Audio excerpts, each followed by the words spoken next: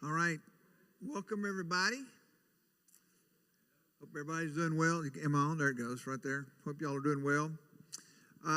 So, a couple announcements before we get started. Baptism, the next baptism is on November 17th. And so you can sign up a Connection Desk or Church Center app. Night of prayer, November 3rd. Our doors will be open between 5 and 7. You can drop in and pray here. Specifically praying for our nation and election. There will be prayer guides and cards and people here also. And we are collecting candy for Claremont Christmas Parade on November 30th. So that will be the only float we have this year. We will not have a float in the Gainesville Christmas Parade. I don't know if y'all have ever been on a float in the Gainesville Christmas Parade. It is a scary ride. I mean, people running out, diving on candy, children attacking you for candy. And so we're not going to do we're just going to stay simple in Claremont, okay?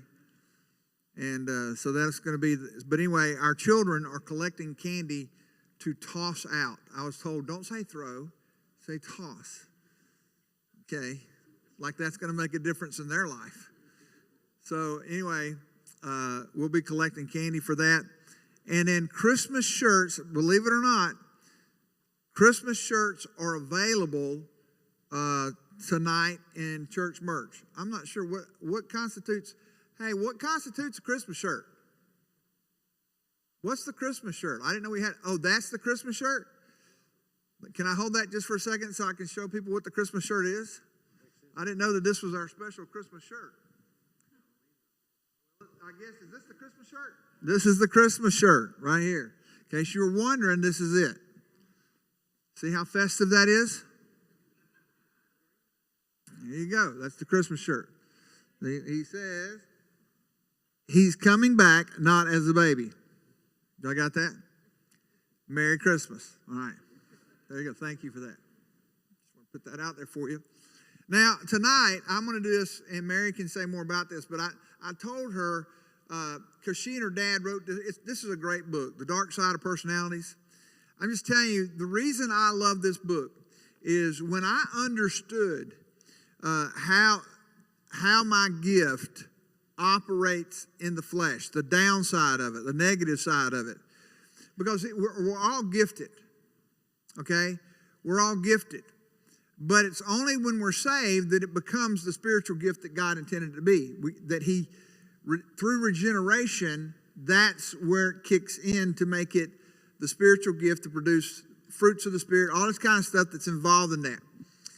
But you can tell, for instance, I would say this, the dark side of a deep personality, for me, the dark side of a deep personality, where I can be energetic, opinionated. What else would I be? On the positive side? For a D, driven, determined, and everything. Well, in the dark side of that, come on up here, Mary. Let's have a discussion right here. I'll be the guinea pig. So the dark side of that deep personality would look like what?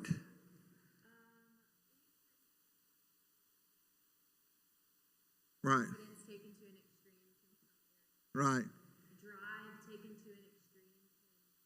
Others lost in your path. So goal oriented, you're so driven that you are oftentimes not other people's feelings. I don't struggle with any of that. Oh no, this isn't generic. See, but I recognize. Oswald Chambers said it best, an unguarded strength is a double weakness. And that is really true. And so they do a really good job in this book of helping us understand the dark side of the personalities. And so you can talk about the cost and all that kind of stuff. But she hadn't been pushing the book much. And I said, we got to push the book. That's a great book. It's a great read. And so they got hardcover and softcover. Right? So, and you can tell them, how much are these books? I think I'm on now. This might be easier. Yes. The hard covers are $20 and the soft covers are $15. We take cash or card. They're available at the connection desk. There you go. So get it for yourself, get it for a Christmas gift or whatever. Can I tell them about my book now, Lee? Can I say something about my book? So I've got a book, Mary. You've got more than me. Well, I didn't want to bring it up. So anyway. He's had more time. But I was well into my 50s on my first one. You're not even on the strong side of 20s yet. I mean, you're 20, what, 22? 22. 22. Writing that first book. That a girl. I feel really good. So anyway, our second volume of devotions, 90-day devotions, coming out. And so we're going to do a book signing on that, not this Sunday, a week from Sunday, on the 10th. So got a lot of book auctions coming up here, but y'all need to get this book. That'll be good, okay?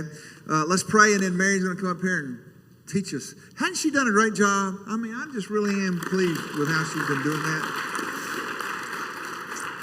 I want to go ahead and say hey to Jay, who's watching online right now. He live streams every week. He gives me real-time texts, too. You did great. Maybe say this differently next time. So I can track everywhere by his timestamps what he's watching. Yeah, there you go. So anyway, let's pray.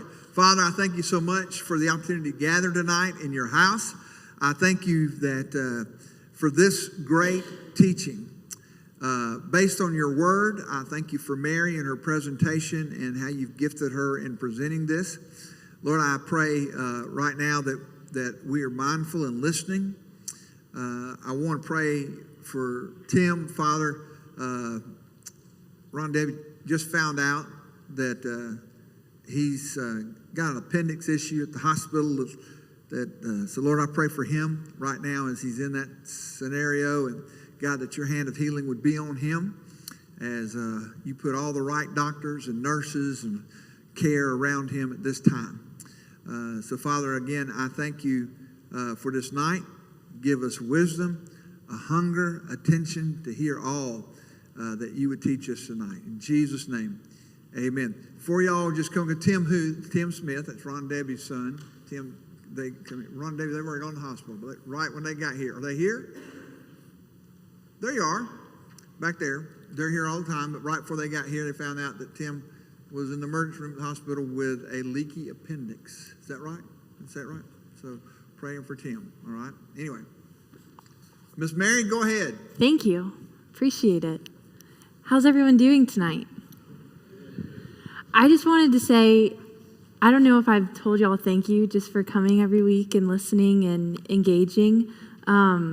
This is an opportunity for me to use the way that the Lord has gifted me. I'm telling you all about how you're gifted and asking and encouraging you to discover how you're gifted and wired to go and build up and edify the body. And this is an opportunity in a way that I get to use how the Lord has gifted me to serve his body and his kingdom. So I just wanted to say thank y'all for coming and showing up.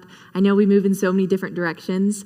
So taking the time to sit in here on a weekday night is giving up of your time, but I hope that what we're talking about over the next couple weeks and as we finish this part of the process and move into coaching with each one of you, that this will be something that you have planted seeds and that you'll be able to see the harvest and be able to bear fruit from it. So thank y'all.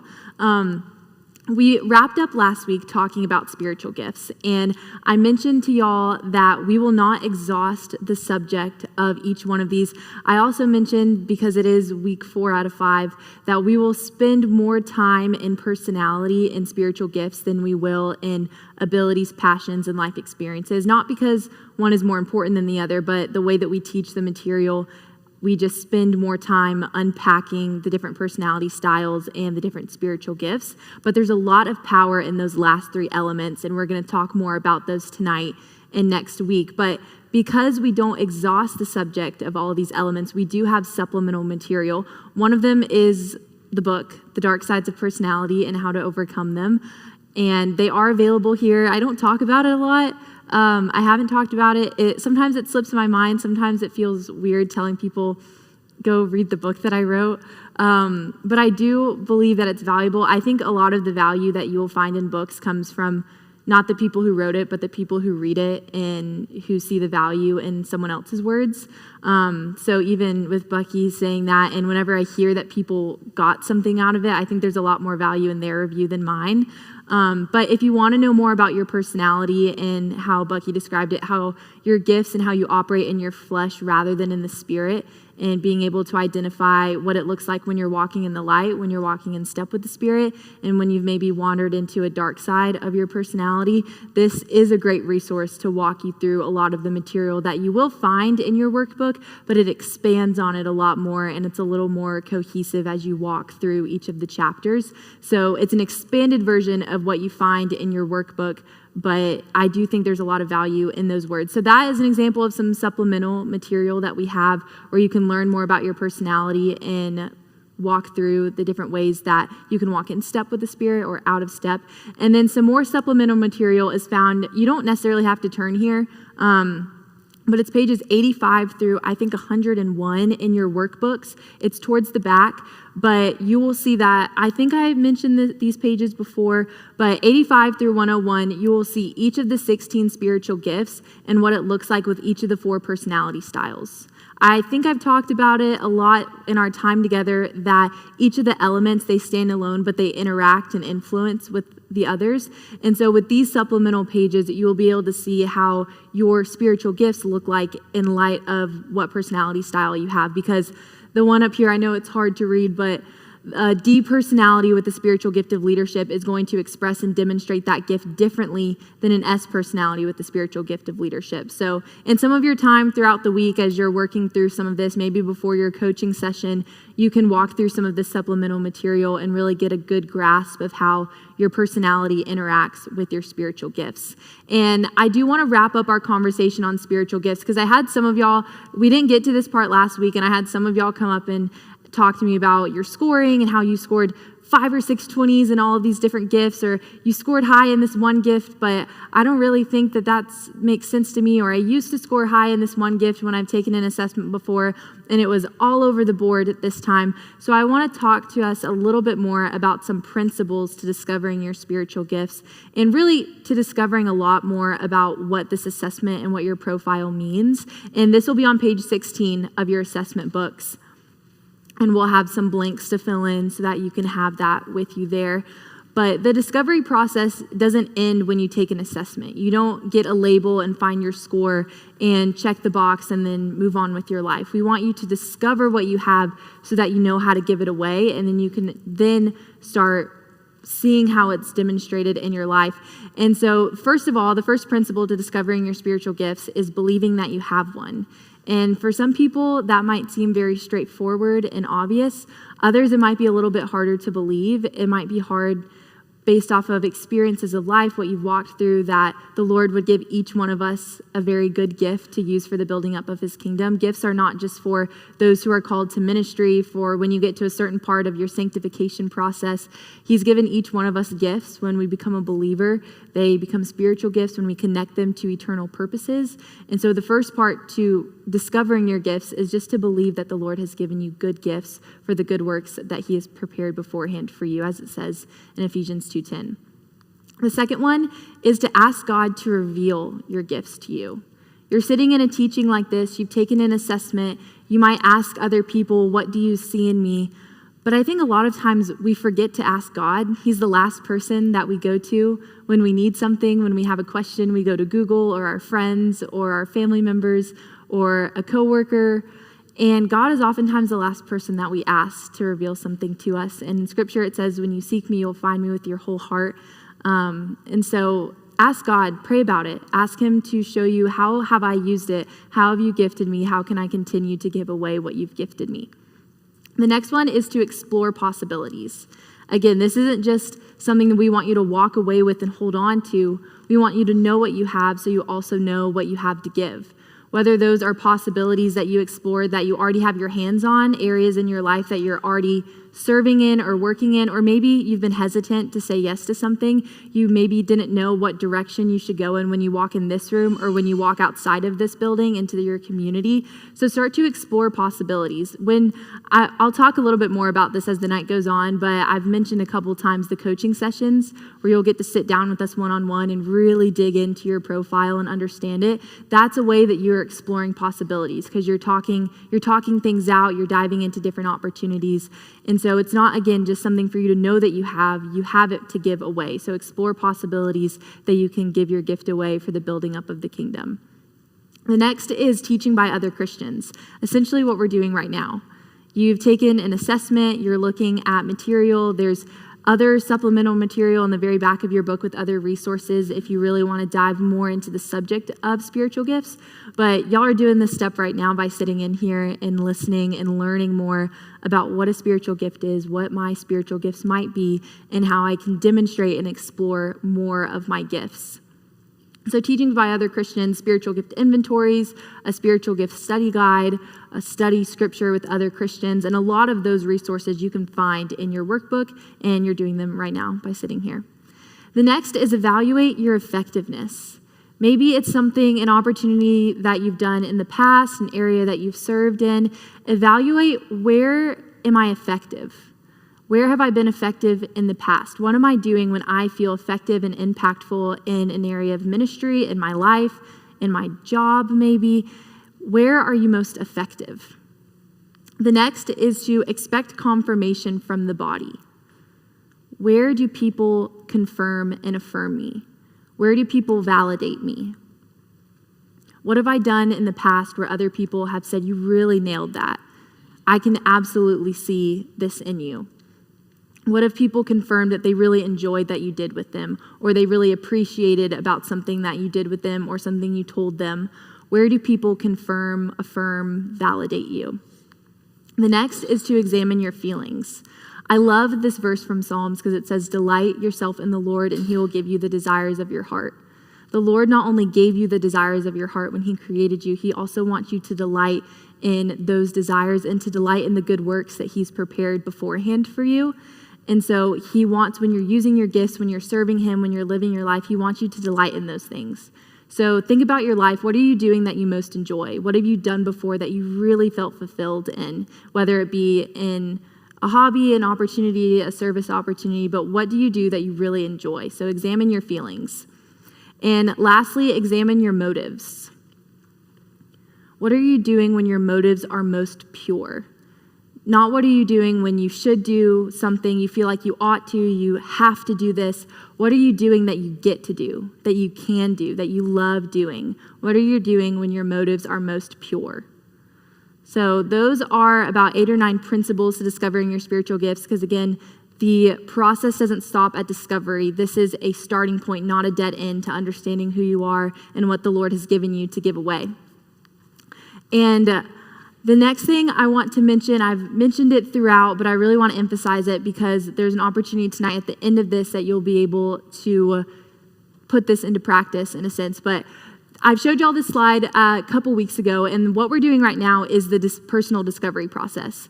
But a lot of times we stop here. We discover what we have and don't try and find how we can connect what we have to what the Lord is doing in and through our lives. And one of the ways that we understand the personal discovery process is through what we call coaching. And coaching is basically a one-on-one conversation where we sit down with your profile. You'll bring your profile, you'll bring your workbook, and we'll sit down for an hour 15, and we'll dive into how the Lord has wired you, what he's doing in your life, maybe what he could or is doing in and through you. And so we'll be able to connect the dots. A lot of times, the way that I think of it is that some of these elements sometimes feel like they're tangled up together, like they're a bunch of strings that are knotted together and you don't really know how to untangle them. You don't know where one knot starts and one knot stops. And so when we sit in that coaching session, you'll be able to untangle those knots and then weave together more of who you are to get a better understanding of what your profile means. And I'll be doing coaching sessions. My dad, who is the real expert in this, who wrote all of this, he'll be coming up and doing coaching sessions, and we'll have a couple other coaches that you'll be able to sign up to sit with. It's a one-time coaching session, and so it's not a huge commitment. but I think there's a lot of power in the coaching session. The way that we describe the assessment is like a skeleton, and then the coaching session is where you put flesh to the bones, and then the connecting part is when you breathe life and send that person out. And we want you to know what you have and then connect what you have to what the Lord is doing, whether that be inside of these walls or outside of these walls in your community, or connect what you're already doing where the Lord has already called you, and connect who you are to what he's already put your hands on and the people that he's put you around. So that's something that's coming up, and we should have a QR code available at the end of this if you want to go ahead and start signing up for coaching sessions. They'll start after next Wednesday once we're done.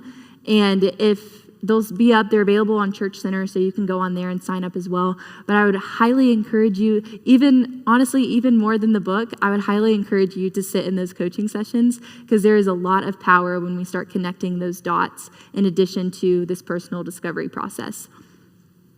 But we've been sitting in personality and spiritual gifts for the last couple weeks, and there is a lot of power in these next elements. Can y'all take out your profile for a second? That big sheet of paper. So I want to explain to y'all the value of this next section that we're going to walk through. It's abilities awareness. On the left side of your profile, you have your personality and your spiritual gifts. That indicates and speaks a lot to how you will serve based off of your personality, how you're wired, and also your spiritual gifts, how you're gifted. If you jump over to the right side of your profile, you're looking at your passions and your life experiences, which we're going to talk about a little bit. That speaks a lot to who you serve. Who are you most passionate about? What people groups based maybe off of your life experiences are you most passionate about? But right there in the middle is your abilities, which speaks to the environment. It speaks to where you will serve based off of the abilities that the Lord has given you. So turn with me to page 22 in your workbooks.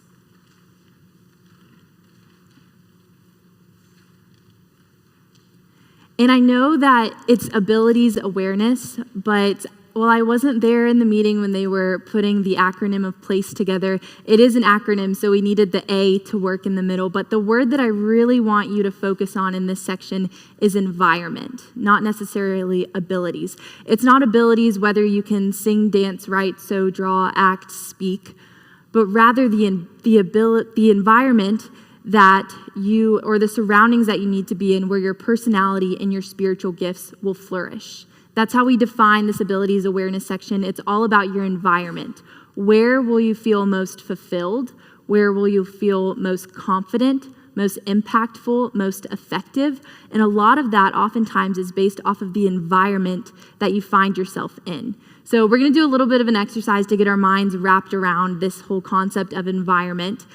So why would an individual desiring to become a world-class snow skier not choose to live year-round in South Florida? Yeah, there's no snow, which means it's a bad environment. Yes.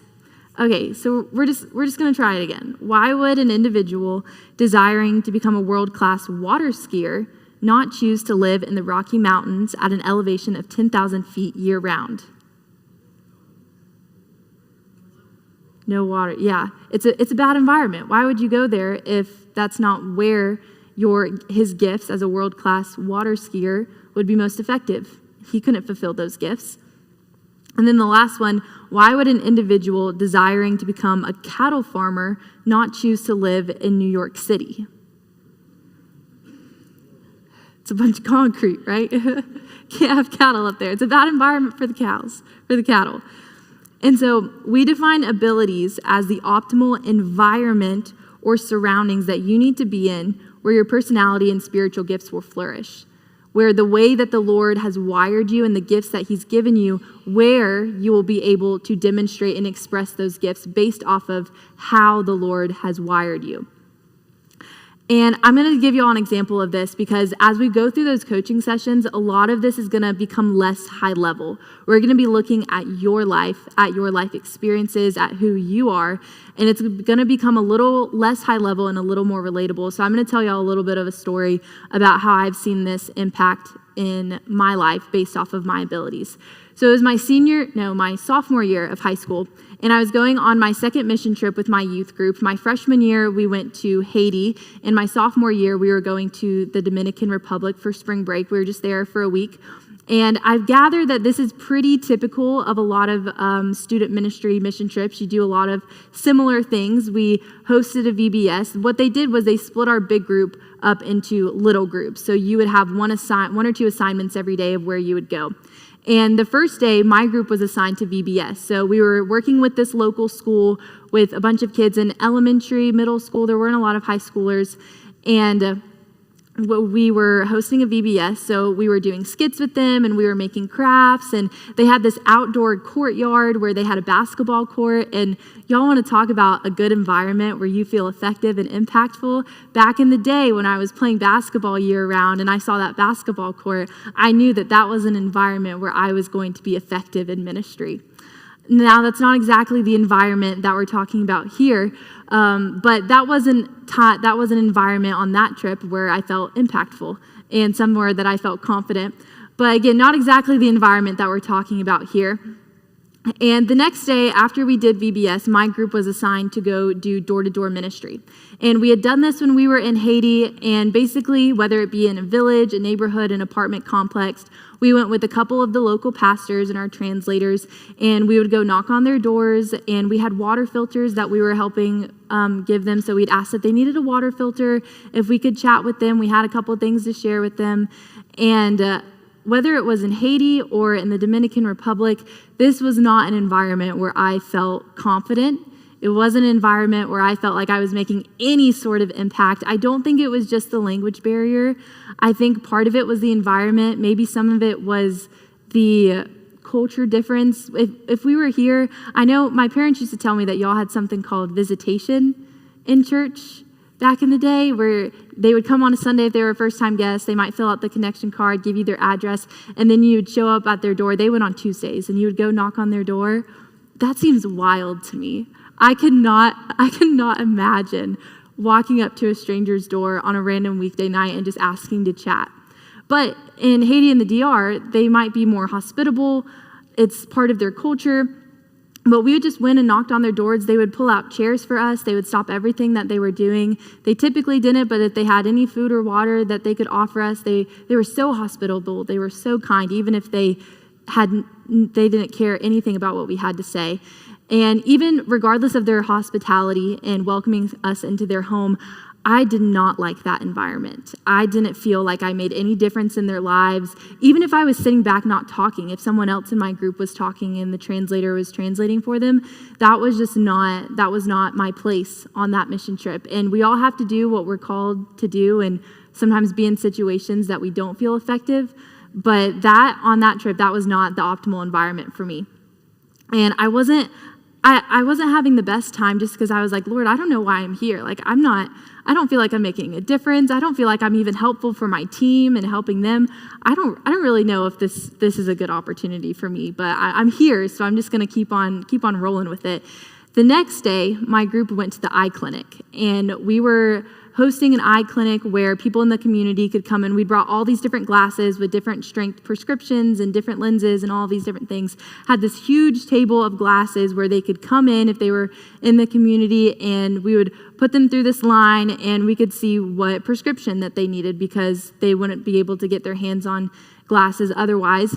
And so some people's job was to stand in line with them and to make sure that they got where they needed to be. Some people were with the translators talking to them in line or afterwards when they were outside. And my job was to stand right behind the table. And at this time, I knew just a little bit of Spanish because I was taking Spanish in high school. So I could ask them how they were doing, and I could ask, can you see far away or close up? What do you need help with? Do you need this to be stronger? Do you need this to be a little less? Do you like these? And so that was my job. I stood behind my table. I interacted and discussed what they needed. I listened to their needs and then tried to help them find what they needed. And then I sent them right through the back of the line and sent them on their way. And I loved it. Now, I wasn't necessarily telling them about Jesus, so that was somebody else's job at the time. But even though, regardless of that, I felt like I was really making a difference in their lives. I felt so impactful. Now, I know nothing about what I was talking about, but I really felt that in that environment, I was very effective. I was doing the right thing. I was doing my job, and I was really good at it. I knew just enough Spanish to get by. I knew just enough Spanish to tell them when I couldn't understand them or that I really didn't know what I was talking about. But in that environment, I felt effective. I felt impactful. It was fulfilling. I really enjoyed it. And I think a testament to that is that I don't really exactly remember how I felt in all these different environments that we were in that week, but I remember how being in that environment made me feel that I felt impactful, that I felt like I was making a difference, that I felt fulfilled. And I think that speaks to the abilities in this assessment that I score highest in. So my top 3 abilities are social, conventional, and investigative. And we're going to walk through all 6 of them and look at the definitions, but I'll give you a snapshot of social and conventional. So my social ability says that I like working with people.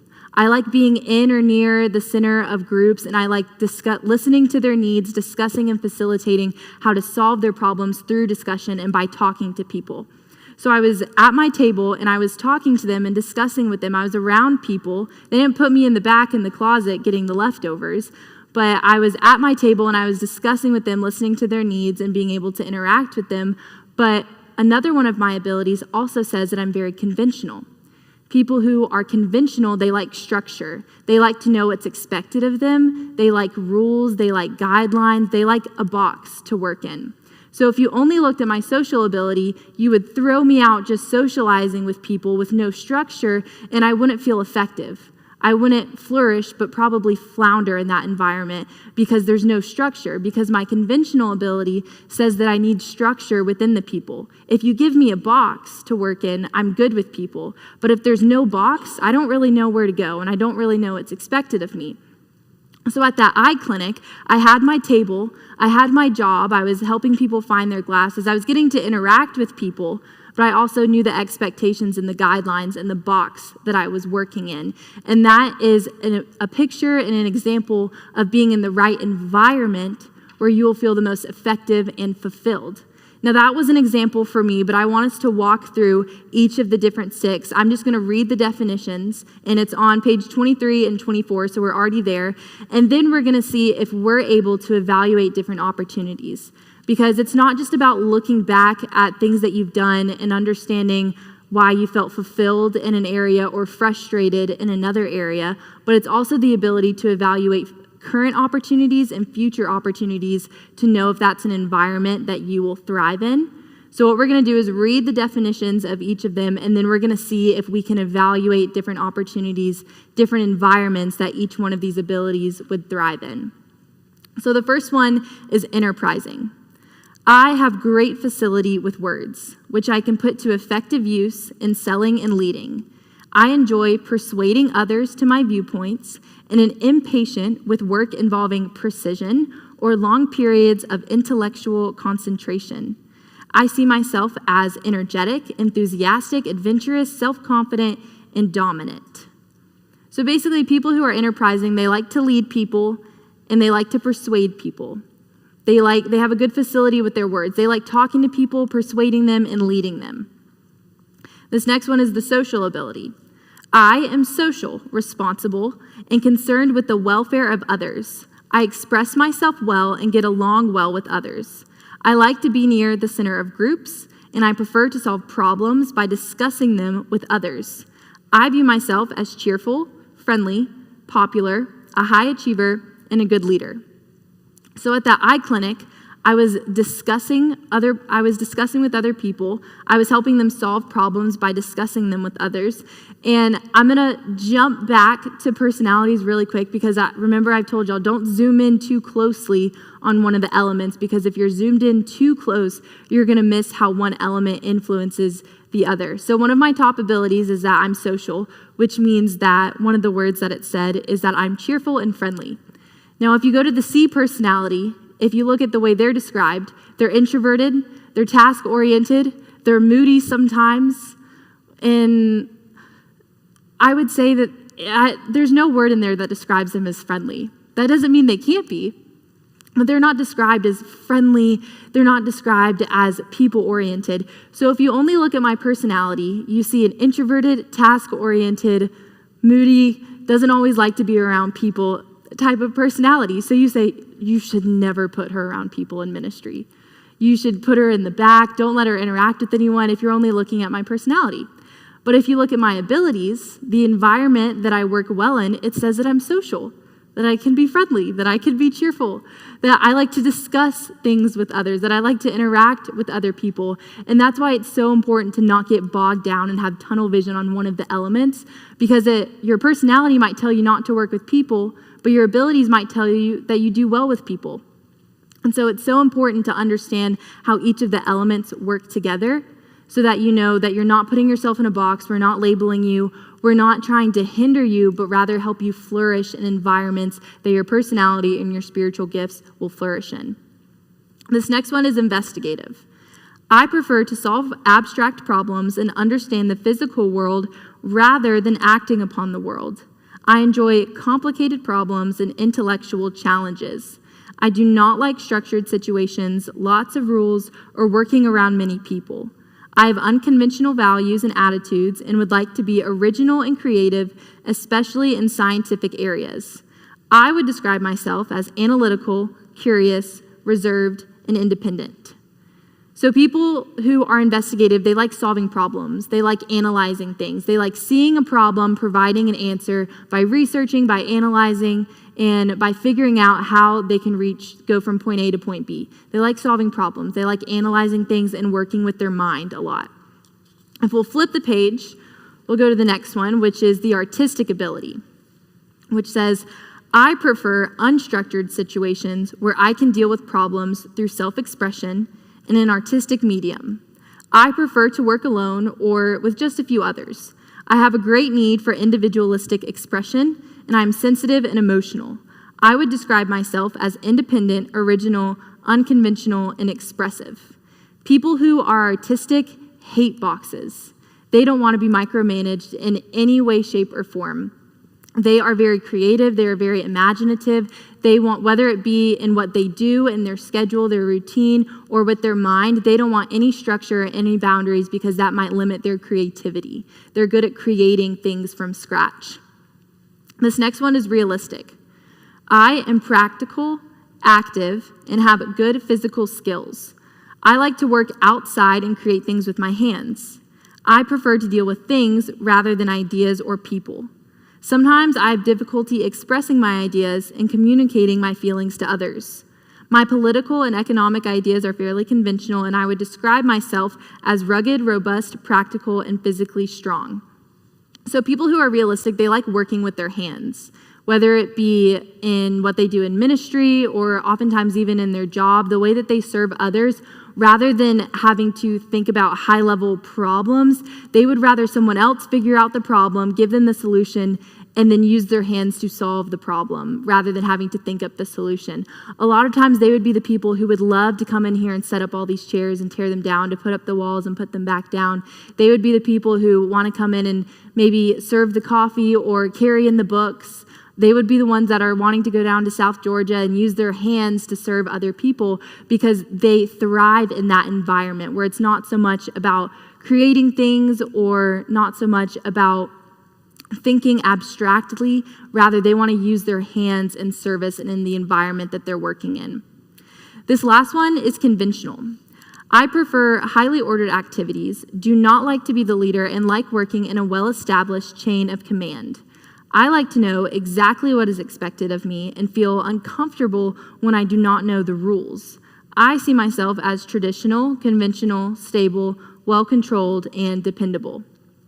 So again, people who are conventional, they like to know what is expected of them. They like rules, expectations. They like guidelines and a box to work in. Now, this is just out of curiosity. Did any of y'all score high in both artistic and conventional? Anybody by chance? Okay, so we have one. Now, not all of y'all scored high in both of these. We might have a couple. But this is an example of the way to, again, if you scored... Sorry? 81. Y'all know this book better than I do. Page numbers are not my thing. So whether it be artistic and conventional, or another example might be, let's say, investigative and conventional. Did any of y'all score high in investigative and conventional? Okay, so we have a couple. I did too. So the investigative one says that you do not like structured situations or lots of rules. And then the conventional ability says that you like highly ordered activities and you feel uncomfortable when you don't know the rules. Those seem to contradict a little bit, right? It doesn't really make sense. And I'm with you because I'm right there too. Let me give an example of artistic and conventional because they're so polar opposites that this visual might help. So if you're conventional, I would guess, and I've heard people describe it in this way too, people who are conventional, they like boxes. But if you're artistic, you don't like boxes. You don't want to be micromanaged. So the key with someone who is artistic and conventional might be that you like to have a box, but once you know the expectations, you don't want to be micromanaged within that box. You want the freedom to do and to create while also knowing, okay, these are the rules and these are the limitations, but once you give me those, just let me do my thing.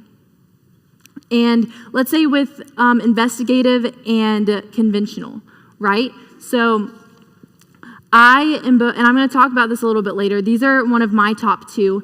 And conventional for me means that I like to have structure in my schedule and in my work, and I like to know what is expected of me. However, investigative people like to research. They like to analyze. So if you've given me a project to do and I have a deadline or I have rules or this is what you expect of me, once you've given me those expectations, I'd like to be able to think about it on my own. I'd like to be able to solve those problems. I want to be able to analyze a situation and solve it with my mind. I know what you expect of me and when you want this done. However, I need the freedom in the unstructured environment to be able to think for what you need from me. And being able to articulate that and see how those two elements are woven together, again, is something that we can do in your coaching session, because a lot of times when you understand and are articulating it in your life, you're speaking to it without even understanding what you're articulating. And what we want to do is help you connect those dots. And so again, that's one way, whether you scored high in 1, 2, or 3, whether you relate to 1, 2, or 3 of these different abilities, a lot of times they work together in different ways depending on what you're doing. So now that we've looked through some of the definitions, turn over to page 27. Just a couple pages over, and we're going to see if we can evaluate some opportunities to see if our working knowledge is working and what we know about environments. So we're going to look at the 6 environments through abilities, and on the left side, we're going to look at optimal environments for people. Now, some of these we might be able to guess a couple different ones, but for the sake of filling in all the blanks, we're going to give one to each of them, even if we think of other ones. So the first one, the optimal environment for creating a new ministry from scratch would be,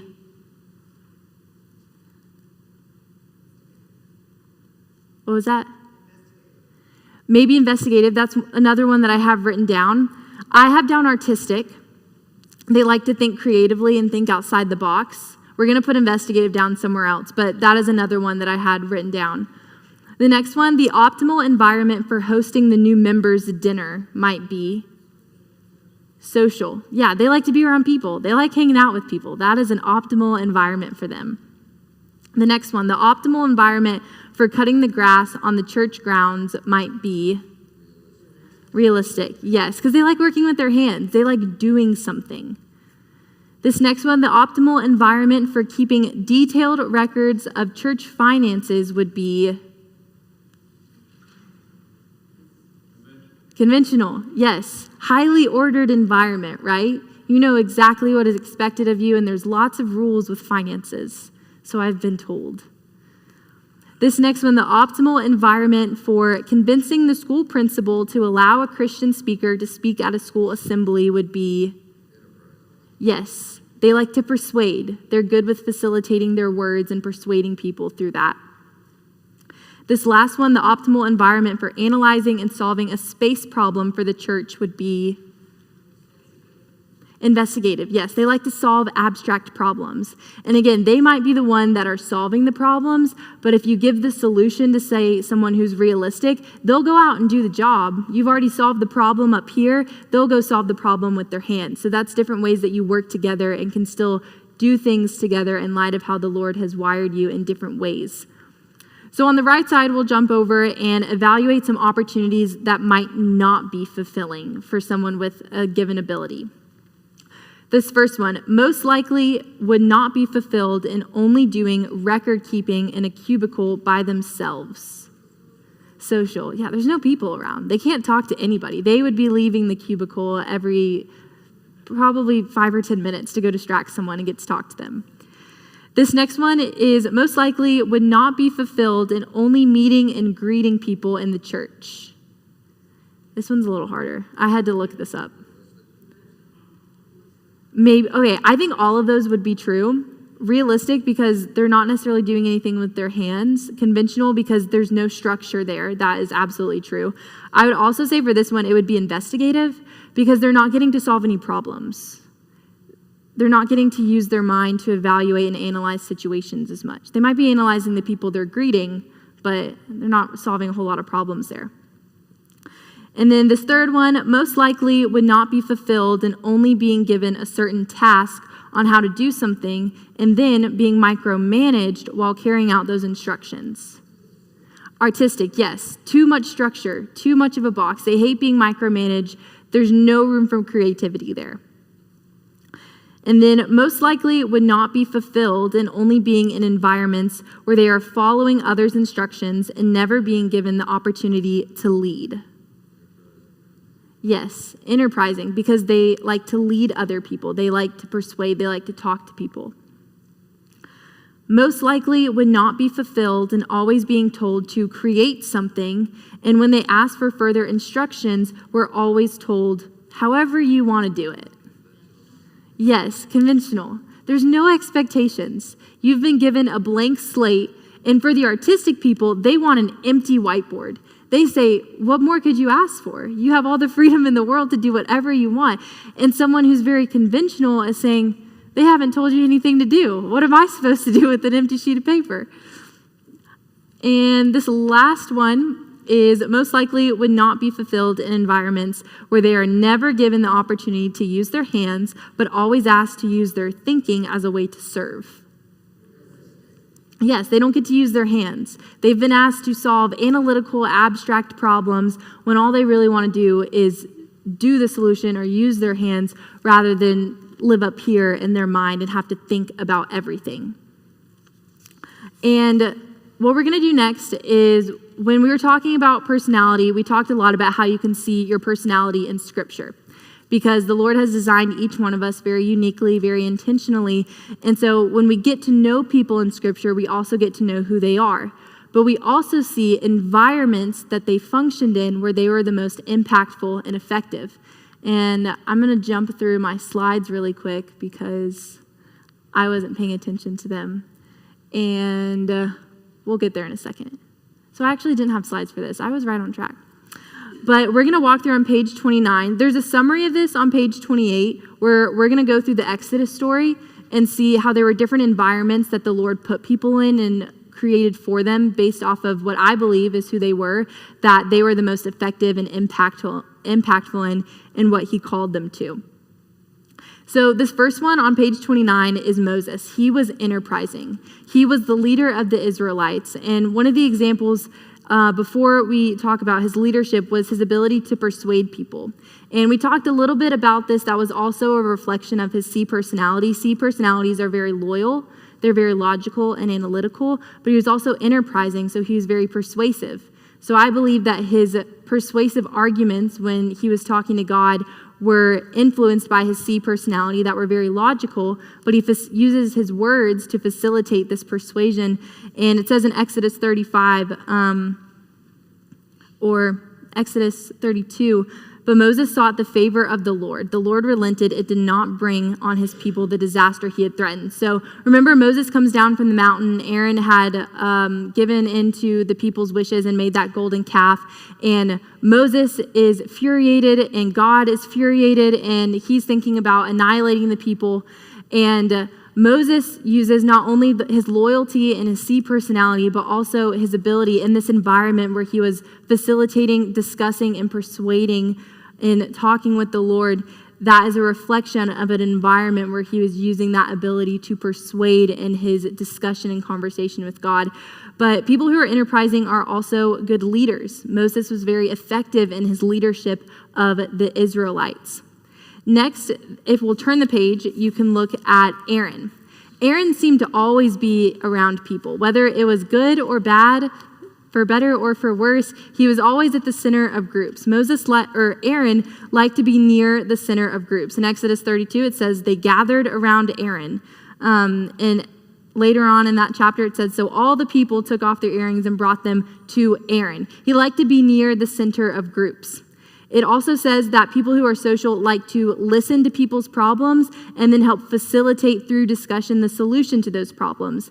Now, he listened to the people's complaints in the wilderness that they were tired of being in the wilderness. They wanted to go back to Egypt. They wanted to have other gods who they could see. And he listened and he facilitated a solution. It was not the right solution, but he did listen and facilitate to their needs.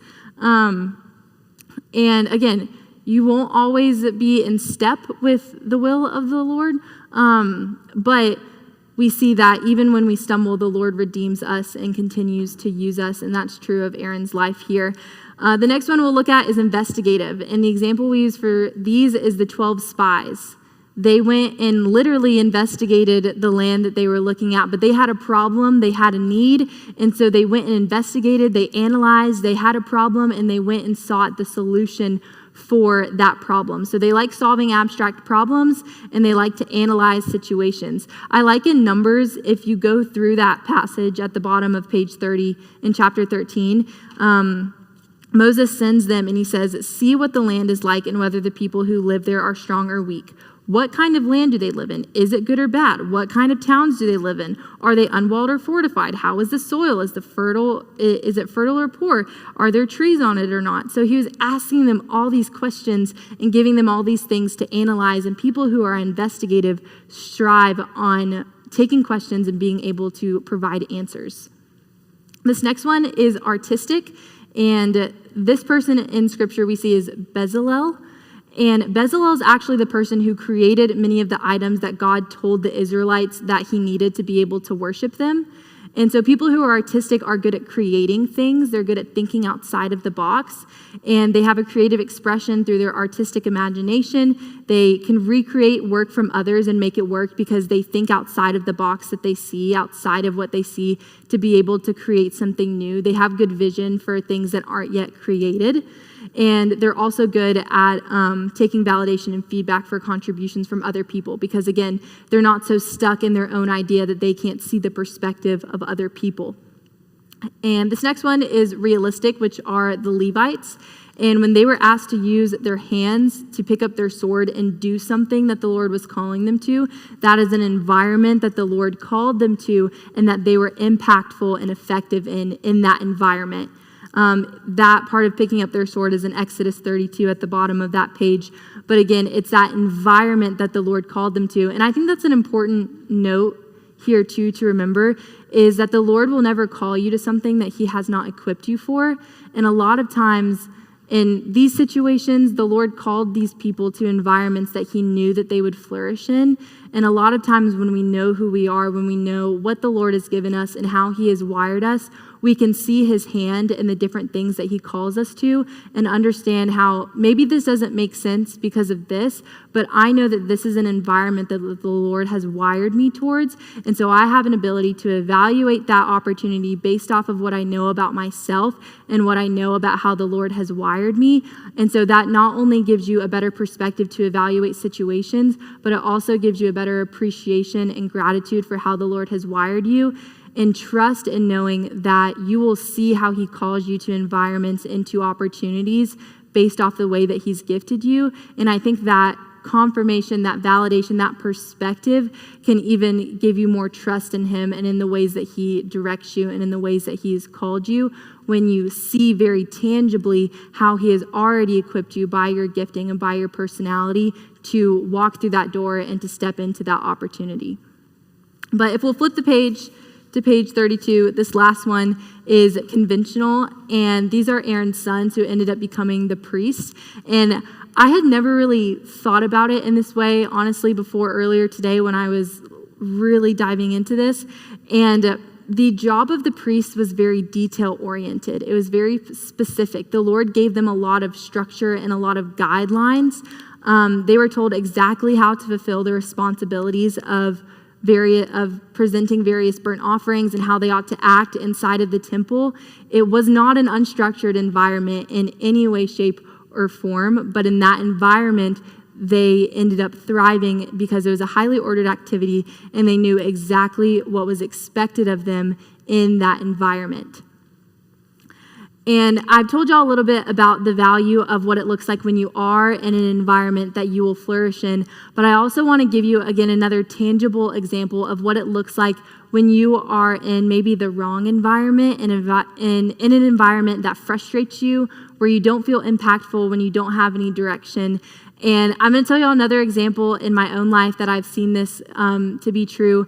But again, when we go into these coaching sessions, you're going to be able to articulate and communicate all these examples from your own life and be able to see in the past maybe why you were frustrated and not fulfilled, maybe in the present why you're in an environment that's more frustrating than fulfilling, and then be able to use that knowledge to evaluate future opportunities. But when I was given the task to write this book, it was the spring of 2023, so a year and a half ago, I think. And as a college student does at some point in the spring, they're trying to figure out how they're going to spend the next 4 months of their life, because they're given endless opportunities to do whatever you want. But we all know, like, you have to spend that somehow, whether it be having fun or being productive, furthering your career. If you're a big resume builder, you're always trying to look at the next best internship. And so the spring before my senior year, I was trying to figure out what I was going to do over the summer. And I was debating between two different things. Do I want to go out west and be a wrangler and work on a ranch and just have fun? And then the other side of me was like, maybe I need to do something that's more productive, that will build my resume, further my career, something that was more in line with what I thought that the Lord wanted me to do. And so I was leaning towards being more productive with my summer, and my C personality, who's very organized, created this big, long list of opportunities with all the details and all the links and why I wanted to do it. And I sent the doc to my dad. One, because he's my dad and I was running all of my ideas past him. And secondly, because he knew some of the people that I was thinking about working with. And so I was going to see if he could connect me to some of these opportunities to see if they had summer jobs or internships. And so I sent my little Google Doc to him, and he calls me a couple hours later and he says, Mary, I want you to add another opportunity on your list that I want you to consider. And I said, okay, let me hear it. And he said, I have this title for a book. You know, I've been working on this book for a couple years. And as a good daughter, I say, yeah, for sure. I know exactly what you're talking about. I had no idea what he was talking about. Sorry, Dad. And so he said, I have this title, and I have 1 or 2 chapters, and I'm just stuck. I'm not going to be able to finish it, and I would like you to take the summer as your summer job. It'll be full-time. I'll pay you. You can work wherever you want. You can go to the beach. You can go to Birmingham. You can stay here. And I would like you to finish the book for me. And in my mind, I was like, send me to the beach for the summer and just have me read and write and research my investigative ability, that environment where I got to solve this abstract problem of needing to write a book. I told him, I was like, absolutely, sign me up. And so I'm thinking that this is going to be not a breeze, but for the last X amount of years of my life, I was basically writing little books all the time because you have to write papers for school. So I said, I just have to write a bunch of papers throughout the whole summer of a subject that I'm interested in, that I enjoy, from the beach. This is going to be a breeze. And so I basically say yes. I accept my job offer from my dad for the summer. And that was about halfway through my spring semester. And you know the saying, out of sight, out of mind? I mean, I didn't think about it at all until like the second week of the summer. I went to the beach, and Dad and I decided that I've turned my mind off. It's time to turn my mind back on and start working on this book. And he gave me the title in that one chapter, which was a very generic chapter. If you read the book, you might know what I'm talking about. It was a great chapter, but it was very generic. There wasn't an outline. There wasn't an end goal. There wasn't a table of contents. And he said, I just need you to fill in 1 or 2 chapters for me. In my mind, the visual that I had for it is that he gave me that blank whiteboard to work with. And my conventional ability, without me realizing it, I had nowhere to go. I had no direction. I had no structure. I had no expectations. The only guidelines that he had given me was the title, The Dark Sides of Personality and How to Overcome Them. No definition for what a dark side is. No expectation of these are how many words that I want. These are how many chapters. The only guideline and expectation that I got was the title, and I'd like you to have it done by the time you go back to school. So I have 4 months of a completely blank slate. And for you artistic folk, you're saying, whoa, what's the problem here? That sounds great. For the conventional people in the room, you're wondering, I don't know what you thought you were getting yourself into, how you were going to do this.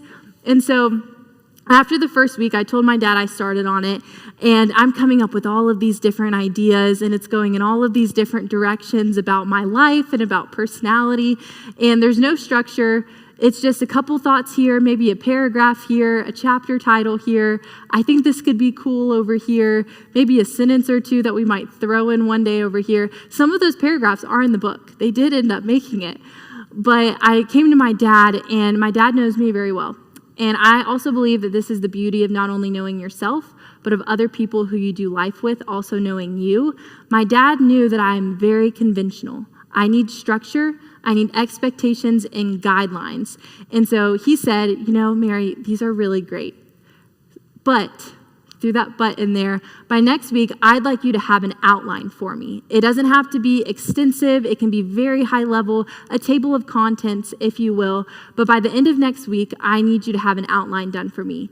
And with all of my different high-level ideas, I had no direction. I wasn't going anywhere. By the end of that week, I had a table of contents because he gave me structure. He set expectations and guidelines for me to work in.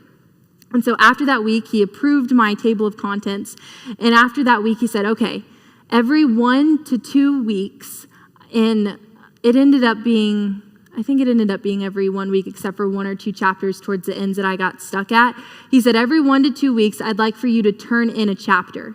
It doesn't have to be any particular chapter, but we have our table of contents now, so we have what we need to check off every 1 to 2 weeks. And so he gave me a structure. He kind of created an environment for me to work in. He gave me expectations, and within that structure, I was able to move forward. Because in an environment without any structure, I couldn't go anywhere. It's not that I wasn't competent to investigate and use my investigative ability to research and to analyze and to solve problems, but without structure to analyze and research and solve problems, I wasn't going anywhere. It wasn't an optimal environment that I could use my gifts. My top 3 spiritual gifts are wisdom, knowledge, and teaching. Teaching being to articulate truths and communicate them. Knowledge being to dig into the depth of truth. And wisdom being the application of truth. So for someone who's writing a book, that seems pretty optimal, right? But in an environment without any structure, my spiritual gifts weren't being very effective because I wasn't in the right environment. And I think that's true of a lot of different things, of a lot of us, is that our spiritual gifts have been given to us to be given away. The Lord has very intricately, very uniquely gifted us to be effective, to delight in what we do, to be fulfilled, to feel effective and impactful in what we do for his kingdom. But oftentimes, if we're not in the right environment, we're not going to feel effective. We're not going to feel fulfilled.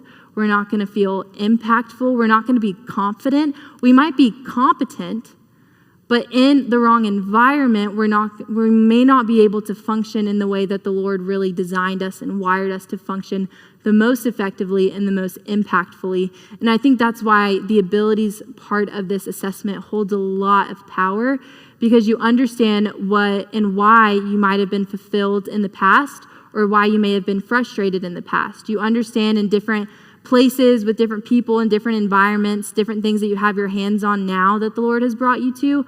Why am I frustrated there? Maybe you're in the wrong environment. Why do I feel so fulfilled? What should I look for to recreate in another opportunity? It might be the environment that you're in that speaks so much to that. And as we wrap up, if y'all will turn to page 39 and 40 in your workbooks. I think I told y'all that we weren't going to have any more homework. I have one more assignment for you. It's the shortest one that I've given you the whole time. But next week, we're going to talk about passions and life experiences, who you're passionate about and what the Lord has brought you to that has influenced a lot of your passions and your perspectives and how you go about life. And so on page 39 and page 40, because we're about done tonight, I'm going to let y'all do this at home. Really, all you do is just check off some of the boxes, check off some of the people groups. On page 39, it talks about the people or groups that you feel most passionate for, that you're drawn towards the most. We'll talk a little bit more about passion and where it originates next week. But you can do it now. You can do it when you get home, put some more thought to it. The others on the very bottom, if you don't see a people group that you're passionate about, write it in. On mine, I have athletes. It's a reflective of a lot of my life experiences growing up as an athlete. So if you don't see yours, write as many as you want in. And then on the next page, you'll see the way that you demonstrate your passion. And I do, as you look at this, want to give you a disclaimer. Some of them, like teaching or leading, managing and organizing, for say like teaching and leading, you don't have to have the spiritual gift of teaching to demonstrate your passion through teaching other people. And we'll talk a little bit more about that. But don't think because you don't have teaching or leadership or something else in your spiritual gifts that you can't check this off if this might be a way that you demonstrate your passions. And we'll talk more about that next week as we wrap everything up. But that is all I have for you tonight. And so I will see y'all next week when we will talk about passions, life experiences, and then be able to sign y'all up for coaching, which is available on Church Center. So thank y'all, and you are dismissed.